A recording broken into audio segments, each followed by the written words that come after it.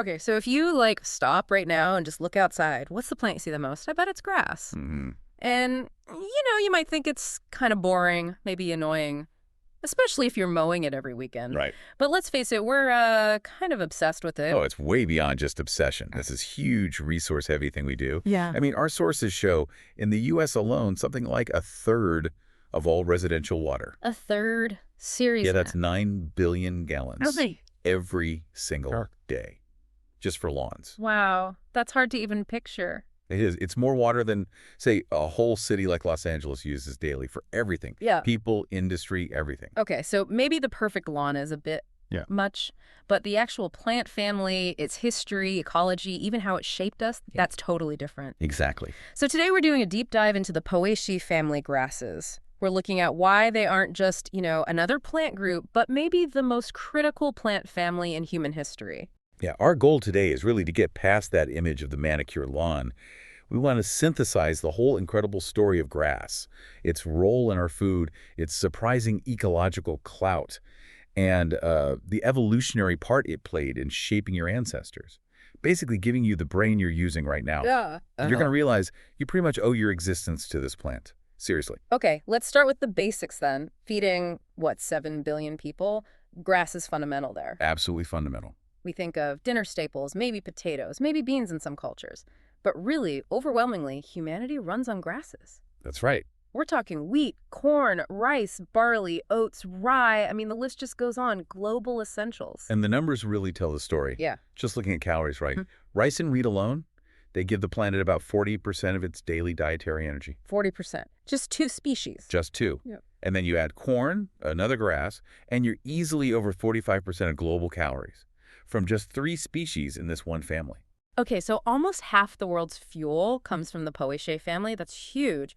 But why not more? If it's that dominant, why isn't it like 80%? That's a really good point, and it brings us to the secondary impact. Because, okay, we eat other things, sure, but think about the animal supply chain. Ah, right. Meat and dairy. Exactly.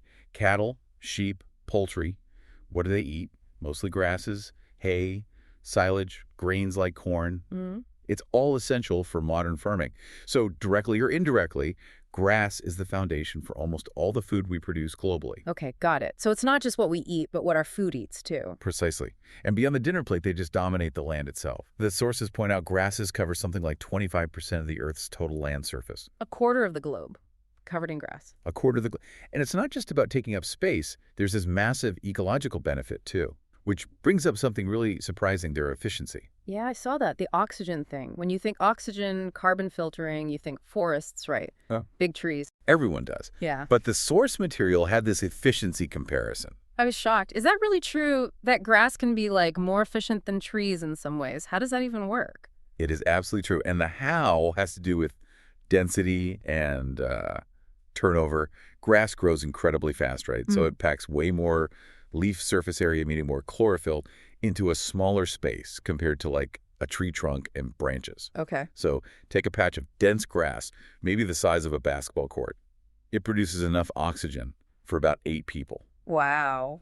To get that same output from trees, you might need something like 64 trees. They're just phenomenal air filters because of that rapid growth and density. That puts my little lawn mowing chore in a totally new light. It's a little photosynthetic powerhouse out there. Exactly. Yeah. So, moving on, let's get a feel for who's actually in this family, the Poaceae. It's massive, Yeah. over 10,000 recognized species. 10,000. Okay. And the size difference is just mind-blowing. When I hear grass, I picture, turf, little blades. But the family includes tiny stuff, like Myora minima, just a couple of centimeters high? Can be, yeah, tiny. And then at the absolute other end of the spectrum, bamboo. Which most people don't even think of as grass. I know, but it absolutely is. It can shoot up 40 meters tall. That's like 130 feet. And the stems, the culms, can be 30 centimeters thick. Huge. And the flavor range, too, like savory barley versus super sweet sugarcane, all grasses. An incredible spectrum. But despite all that diversity, tiny blades to huge timbers, they all share these key structural traits.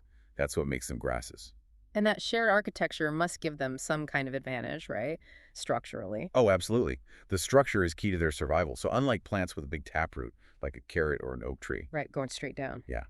Grasses have these fine, fibrous root systems. like a dense mat just below the surface. They're amazing at holding soil together, preventing erosion. Really important in open, windy places. Okay. And the stems, I remember reading, they're called culms, and they're usually hollow. Is that lighter or stronger, or? Both, actually. Think of a drinking straw. It's rigid but super light.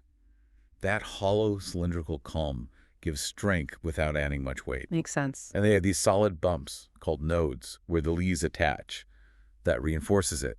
It lets them bend in the wind instead of just snapping. And yet the leaves are long and narrow. And we often forget, but grasses are flowering plants. Really? I never see flowers on my lawn. Well, their flowers are usually small, kind of inconspicuous. They're designed for wind pollination, not for attracting bees with bright colors. Huh. Okay. They really are adaptable then. We think of them on the ground, but you mentioned outliers. Things that aren't just ground cover. Totally. Shows how far the family stretches. You've got climbing types, like some kind of bamboo arthrostolidium that literally climb up trees. Climbing grass. Yep. And then you have aquatic ones, like wild rice. It loves growing in water. So they've conquered pretty much every terrestrial and even semi-aquatic niche. Which leads us perfectly into their survival skills. They're like the ultimate survivors. And if you need proof, you just look at the absolute worst place on Earth for a flowering plant. Antarctica. Yeah, Antarctica. It's brutal. Freezing cold, incredibly high winds, and despite all the ice, it's technically a desert, very, very dry. Most of it can only support things like mosses, lichens, basically the toughest stuff. Right, the conditions are just merciless. And yet, there's a grass. The Shamsia antarctica. Right. Antarctic hair grass, one of only 2 flowering plants that can actually live there. Just 2. So the big question is, how on earth does it manage? Yeah. Well, it mainly sticks to the slightly less hostile bits, the maritime region near the coast. But the real key is other life, specifically penguins. Penguins. How do penguins help grass grow? Their waste. Yeah. Penguin guano provides nitrogen and phosphates, crucial nutrients that are basically non-existent in the poor Antarctic soil. So penguin poop is the secret fertilizer. Amazing. It really is.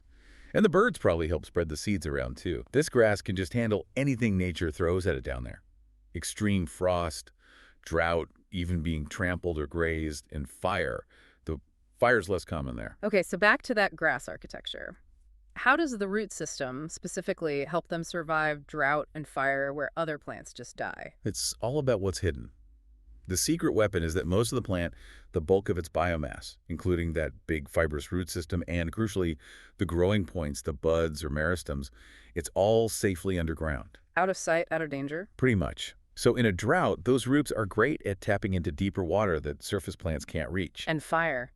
Or grazing animals, the damage is just superficial then. Exactly. A fire can burn off all the dry top growth. A cow can eat everything down to the ground. Right. But those vital buds are protected maybe just inches below the surface. So they just regrow.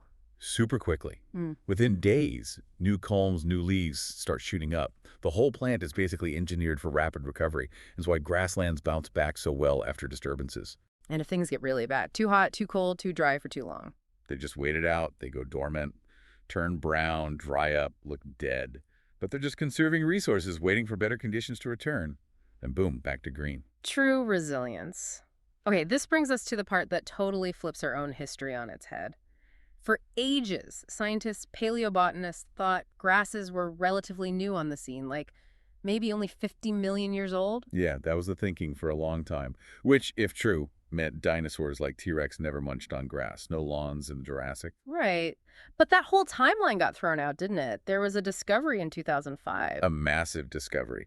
Scientists found fossilized dinosaur poop coprolites, they're called in India, dating back to the late Cretaceous period. The very end of the dinosaur era, like 66 million years ago. Right around then, yeah. Yeah. And inside this ancient dino dung, they found the proof.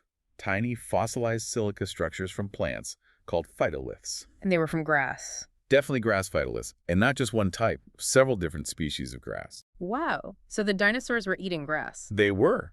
And the fact there were already several different kinds suggests grasses had been around, evolving, for quite a while before those dinosaurs ate them. So they were flourishing way back then alongside the giant reptiles. So what's the estimate now? How old are grasses? Well, genome studies looking at DNA mutation rates over time, they now push the diversification of grasses way back, maybe starting as early as 82 million years ago. 82 million years. Okay, that changes things. It totally changes things. It means grasses were major players in what scientists call the angiosperm terrestrial revolution. That was this incredible burst of flowering plant diversity, roughly between 150 million years ago. Grasses weren't latecomers. They were right in the thick of it, co-evolving with herbivores, insects, changing the whole landscape. And they really did change the landscape, because later on we saw whole new ecosystems pop up, right? Grasslands, savannas. Exactly. These huge, grass-dominated ecosystems started spreading massively between about 20 and 30 million years ago. This was linked to a big shift in climate.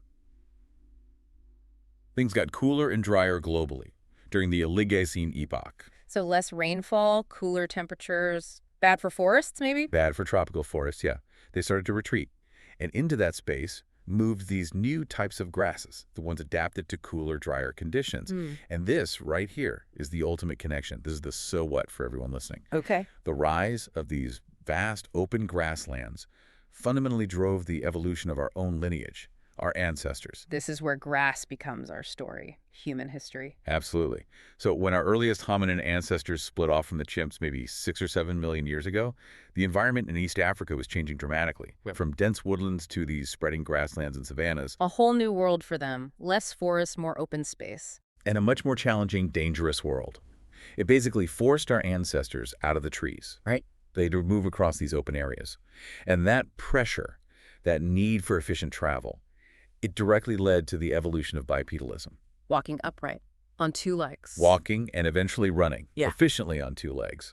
It wasn't just about getting around faster, though. No, what else? Survival. Standing tall, let them see over the tall grasses, spot predators lurking, find food sources further away. Okay, that makes sense. A better view. And navigating these new, often resource-scarce environments, it required cooperation, working together. That fostered more complex social groups, social structures. Right. Safety and numbers working together to find food. Exactly. And ultimately, all the unique challenges that came with living in a world dominated by grass, needing to travel long distances, coordinate group hunting. Remember where food patches were in this vast open terrain that drove the rapid evolution of our big complex brains. So we are quite literally creatures shaped by the savanna, by grass. You got it. We really are. Wow. Okay, so we've gone from, annoying lawn chores all the way to realizing this plant family is behind our food, a chunk of our oxygen, and even our upright stance and our intelligence. It's quite a journey, isn't it? Yeah. From the mundane to the absolutely fundamental. Every vital aspect of human existence, the fuel that powers us, the air we breathe, the very architecture of our bodies, it's all tied, deeply tied to this one plant family. Amazing. So maybe a final thought to leave you with. Next time you see a field of grass or you eat bread or rice or corn, just take a second. Consider that you're looking at the foundational architecture of the human species,